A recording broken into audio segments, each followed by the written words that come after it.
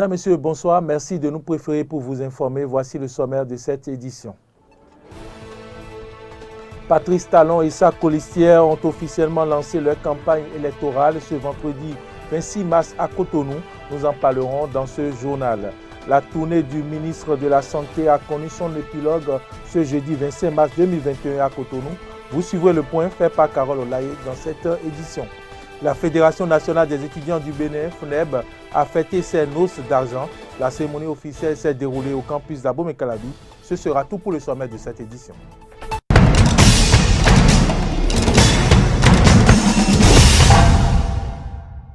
Bienvenue à toutes et à tous dans cette édition.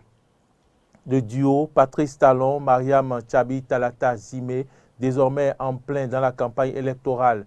Le top a été donné ce vendredi au Palais des Congrès de Cotonou face à près de 1000 jeunes. Le président sortant et sa colistière ont présenté à la jeunesse ce qu'ils proposent pour les 5 prochaines années. Patrice Talon, dans son intervention, a fait brièvement le point de ce qui a été fait lors du quinquennat qui s'achève. Il est d'accord qu'il reste à faire et il sollicite donc un second mandat pour continuer la dynamique. Suivons ici un extrait des propos du président de la République, Patrice Talon. Nous allons continuer de pourvoir aux besoins de l'enseignement primaire. Davantage d'enseignants pour que nos enfants, dans les écoles, ne viennent pas s'amuser et qu'il n'y ait personne pour leur apprendre à lire et à écrire. Donc, au niveau primaire, l'ambition n'est pas grande, je vous l'avoue. Mais là où nous voulons faire des efforts remarquables, c'est au niveau secondaire. Nous avons commencé, vous avez pu voir, où nous avons dit, nous avons l'ambition de satisfaire tous les besoins en enseignant, mais en enseignant de qualité.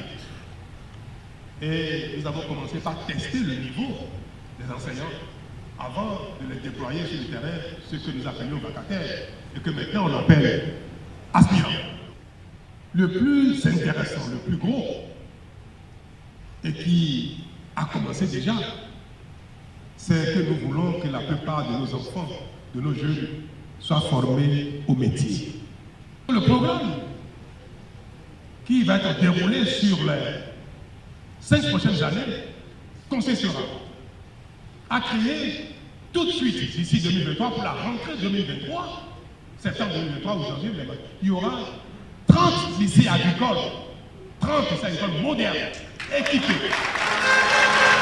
Mes chers amis, la formation technique professionnelle est ce qui nous permettra à notre pays de se développer. Il n'y a rien à faire. Si on ne fait pas ça, on n'y arrivera jamais. Jamais. Titre, la tournée du ministre de la Santé a connu son épilogue ce jeudi 25 mars 2021 à Cotonou. Benjamin Rompati a présenté les acquis du programme d'action du gouvernement dans le domaine sanitaire à son personnel du ministère.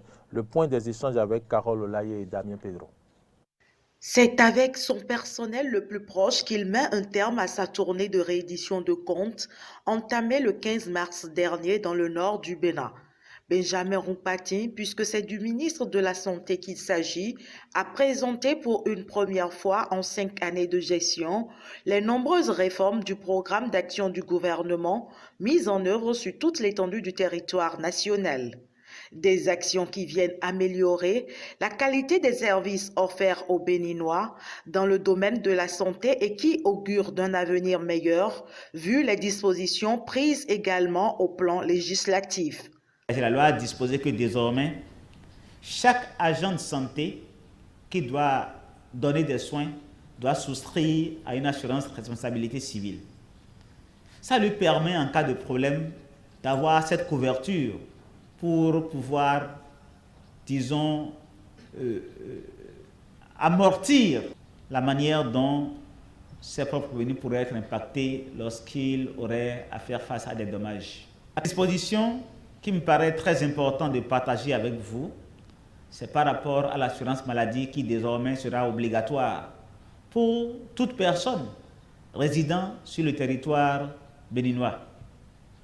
Évidemment, dans ces conditions, vous comprenez aisément que l'État fera en sorte que ces ayants droit, c'est-à-dire vous et moi, que nous soyons assurés. De nouvelles perspectives comme la modernisation du dispositif sanitaire et le recrutement d'agents nécessaires pour le bon fonctionnement de nos structures sanitaires existantes en construction ou en projet de construction sont également envisagées dans un futur très proche. Il faut un hôpital de zone pour Kétou. Si vous allez dans Kandi, Gorgounou, Sebana, avec Sebana qui est complètement enclavé, ce sera plus un hôpital de zone pour cette zone. Kandi, Sebana aura un hôpital de zone. Nous avons revu complètement avec l'appui des DDS le maillage du territoire pour créer d'autres hôpitaux de zone également. Que nous allons équiper à travers le plan d'équipement. Mais qui va animer ces hôpitaux? Nous avons l'ambition de concentrer les spécialistes, parce qu'on n'en a pas beaucoup, de concentrer pour le moment les spécialistes au niveau des structures de référence, c'est-à-dire les CHU et les centres hospitaliers départementaux. Si on a en plus, après avoir couvert les besoins de ces centres, on va en déployer également vers la périphérie.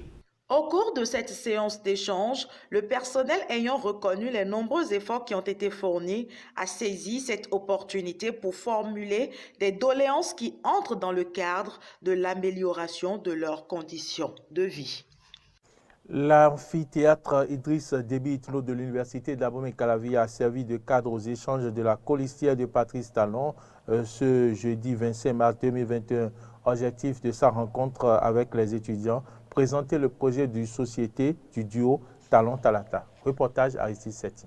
La colistière de Patrice Talon a foulé le sol universitaire dans la soirée de ce jeudi 25 mars 2021. Dans un amphithéâtre, Idriss Déby Itno de l'Université d'Abomey-Calavi, devenu trop exigu pour la circonstance, Mariam Tchabi Talata est venu échanger avec les étudiants et leurs enseignants. Au centre des préoccupations, le programme d'action du duo Talon-Talata, notamment dans le monde universitaire. Dans son discours, la représentante des étudiants, Adélaïde Afodji, a salué la politique de modernisation des universités nationales depuis 2016. Madame la vice-présidente, de 2016 à 2020, une enveloppe de 9 273 250 000 francs CFA est décaissée en moyenne par an pour impacter environ 27 551 allocataires de bourses et secours universitaires. Nous sommes fiers que les efforts conjugués et les sacrifices de toute une communauté aient rendu possible ce qui semblait alors impossible. Au pupitre, le directeur de la communication de la présidence de la République, Wilfried Léandre Humbedji, a rassuré les étudiants de la continuité de la dynamique. Je vous dirais pour faire court que la dynamique que vous avez notée et que vous avez vous-même souligné ici tout à l'heure, cette dynamique, elle va être poursuivie, intensifiée, accélérée et que de façon toute particulière, nous allons davantage encourager l'orientation vers les sciences. C'est-à-dire que nos jeunes camarades, ceux qui viendront après vous, ceux qui seront là encore quand ça va commencer, et Madame le ministre de l'Enseignement supérieur et de la recherche scientifique ne me démentirait pas. Selon la colistière du chef de l'État, l'heure du développement a sonné. Déjà, au cours des 5 ans du président Patrice Talon, son gouvernement a largement donné la preuve du réalisme de sa vision, de sa capacité à exécuter de manière efficiente son programme d'action, de l'excellence de sa gouvernance, mais aussi et surtout de la capacité du peuple béninois à aller rapidement vers un développement durable en comptant d'abord sur ses propres forces. Le développement n'est plus un rêve inaccessible. Au Bénin, nous y sommes véritablement. C'est pourquoi nous affirmons avec assurance le développement saillait. La vice-présidente de l'Assemblée nationale et toute sa délégation ont promis revenir dans ce haut lieu du savoir pour plus de détails sur le projet de société du duo Talon-Talata lors de la campagne électorale qui démarre ce 26 mars 2021. Restons au campus d'Abomey-Calavi avec la Fédération nationale des étudiants du Bénin qui a fêté ses noces d'argent. La cérémonie officielle de la célébration de ses 30 ans d'existence a eu lieu ce jeudi 27 mars 2021 à l'université d'Abomey-Calavi devant un parterre d'étudiants et d'invités. Suivez. Défilé soldats. L'ordre vient du chef hiérarchique, c'est-à-dire du président de la filière. Prestations culturelles.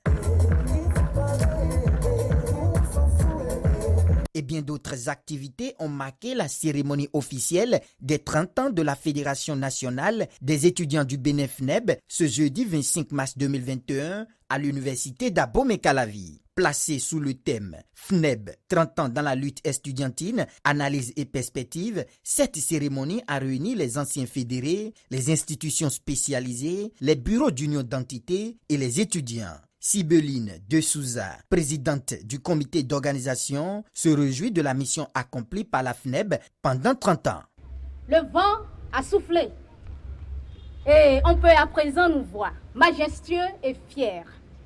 Nous arborons aujourd'hui une fierté crevante, celle d'appartenir à la grande famille, les fédérés pour célébrer les 30 années de lutte, de combat pour la défense des intérêts des étudiants, mais aussi pour la défense des droits humains.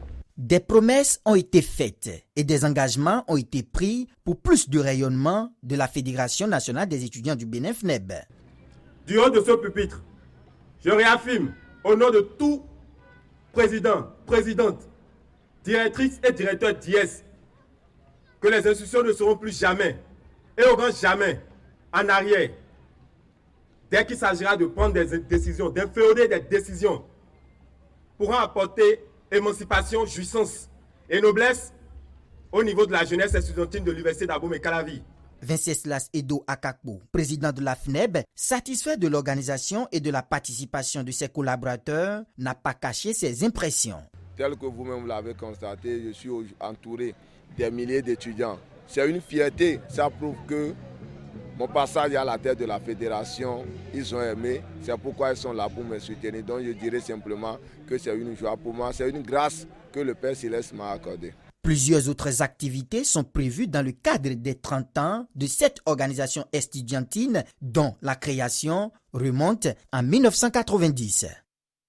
Activité du parti Union démocratique pour un Bénin nouveau le week-end dernier à Togben. L'honorable Claudine Prudencio était porteuse d'un double message à l'endroit des femmes de ce quartier. Elle est allée leur expliquer la procédure d'accès à certains services sociaux et le choix du parti pour la présidentielle du 11 avril prochain.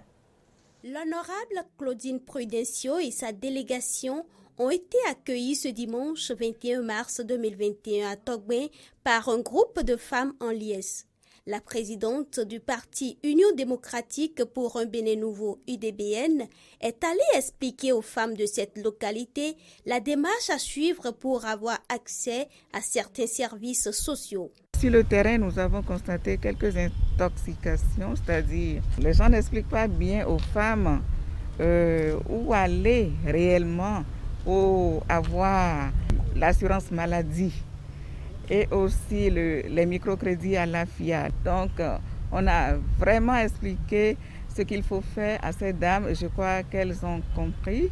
Et après, on leur a parlé de nos résolutions phares du dernier congrès de l'Union démocratique pour un Bénin nouveau. La résolution phare dont il est question n'est rien d'autre que le choix du duo Talon-Talata pour la présidentielle du 11 avril prochain. Avec le développement amorcé par le chef de l'État, on ne doit pas laisser cette dynamique s'estomper. Il faut continuer la dynamique. Donc, elles ont bien compris, elles-mêmes, elles ont vu depuis 1960 jusqu'en 2016 comment le pays était. Et de 2016 à maintenant, le développement réellement amorcé par le chef de l'État, elles-mêmes, elles ont vu, elles ont mis un accent là-dessus, donc tout va bien. On leur a bien dit qu'on va retourner les fois pour la campagne. Pour le moment, nous ne sommes pas en campagne, mais elles-mêmes, elles sont déjà dans la dynamique. Satisfaite de cet échange, la délégation de l'UDBN est repartie confiante d'avoir rallié un nouveau groupe à sa cause.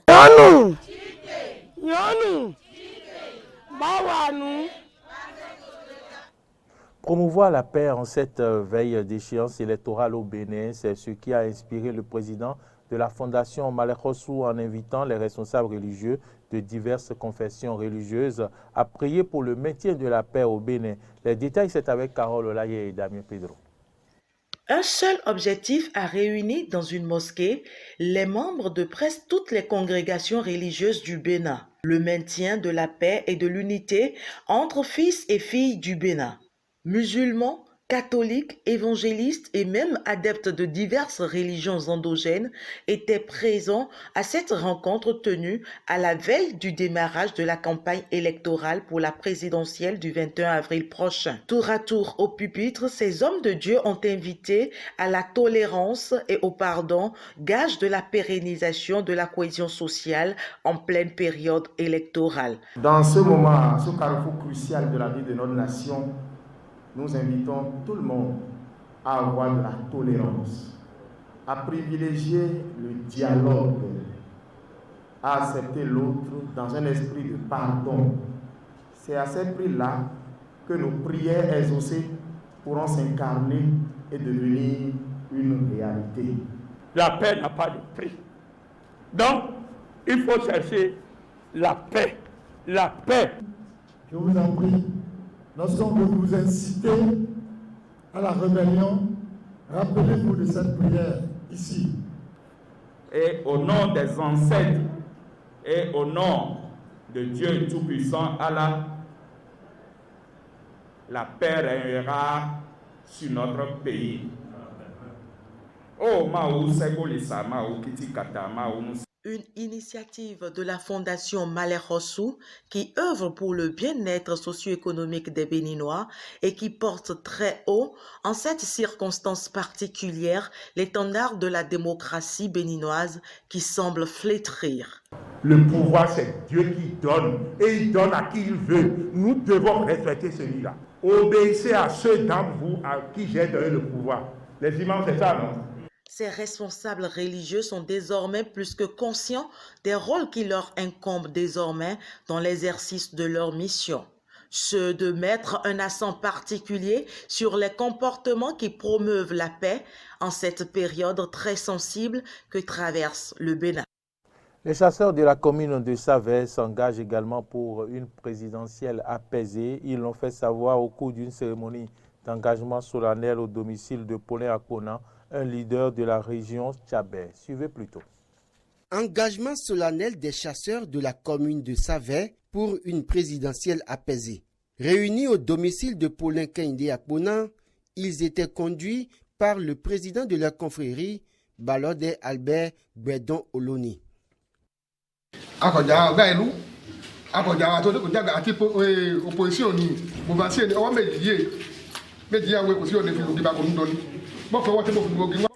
Nous, chasseurs, ne sommes pas opposés au gouvernement. Nous ne sommes pas en conflit avec le gouvernement. Je supplie les cadres tchabais, mouvance comme opposition, à s'entendre et à cesser le mélange des populations. Je mets en garde les fauteurs de troubles. Les chasseurs assurent le maintien de la paix et nous appelons le gouvernement du président Talon à nous soutenir comme l'avaient fait les régimes précédents. Le président est le père de la nation. Qu'il ne nous oublie pas.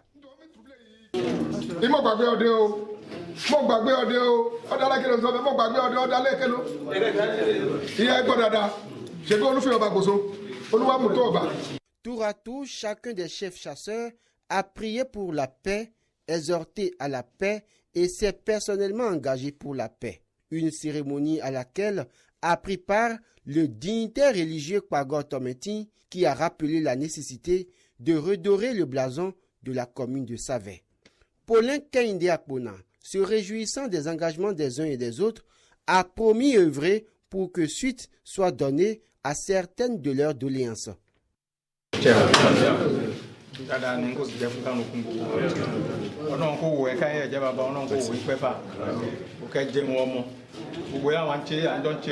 Le président Patrice Talon aime le peuple tchadien. Il est lui-même de Savè. Sa famille maternelle ayant quitté le Nigeria a séjourné d'abord à Kokorom. Par rapport au plaidoyer pour la libération des enfants tchadien en prison depuis 2019, je demande de faire confiance au président Patrice Talon car c'est un dossier judiciaire et au nom de la séparation des pouvoirs, le président ne peut pas interférer. Donnons-lui le temps de trouver une solution à cette situation. Nous, cadres tchadien qui soutenons le gouvernement, nous nous battrons pour un dénouement au plus vite de ce dossier. Démontrons-lui que le peuple tchadien n'est pas contre son régime. Faisons mentir ceux qui discréditent Savè.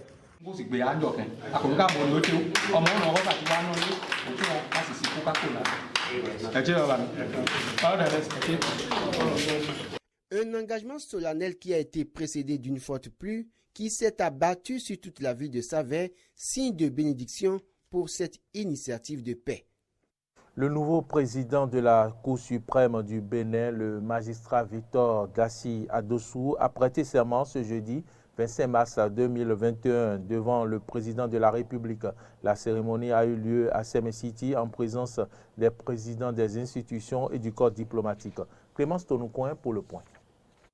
Nommé par décret numéro 2021-96 du 23 mars 2021, le magistrat Victor Dassi Adossou a pris fonction en qualité de président de la Cour suprême jeudi 25 mars 2021. Sa prestation de serment a été précédée de la lecture des différentes dispositions légales qui constituent le socle juridique de la fonction. Le successeur de Ousmane Batoko a juré de bien exercer sa charge. Je jure de bien et fidèlement remplir ma fonction, de l'exercer en toute impartialité, dans le respect des lois, de garder le secret des délibérations et des votes, de ne prendre aucune position publique, de ne donner aucune consultation à titre privé sur les questions relevant de la compétence de la Cour et de me conduire en digne et loyal magistrat. Prenant acte du serment du nouveau président de la Cour suprême, le chef de l'État Patrice Talon lui a prodigué quelques conseils. Je veux exprimer tout mon espoir que votre nomination consacre le renouveau, la renaissance de l'institution justice. Et comptez sur vous pour perpétuer et renforcer les actions du président sortant pour la restauration de la dignité du corps et de chacun de vous pris individuellement. Nous venons de loin. Et par votre entrée en fonction aujourd'hui, vu votre parcours, je vais vraiment, pour finir, exprimer encore tout mon espoir que nous rentrons dans une nouvelle phase à la suite de ce que nous avons pu faire ensemble depuis quelques années et que votre mandat sera celui qui va consacrer définitivement la renaissance de la maison de justice. Rappelons que le président de la Cour suprême est nommé par le président de la République pour un mandat de 5 ans après avis du président de l'Assemblée nationale parmi les magistrats et juristes de haut niveau ayant au moins 15 ans d'expérience professionnelle. C'est ici que se referme ce journal. Madame, Messieurs, merci à toutes et à tous de nous avoir suivis. Je vous souhaite de passer un bon week-end.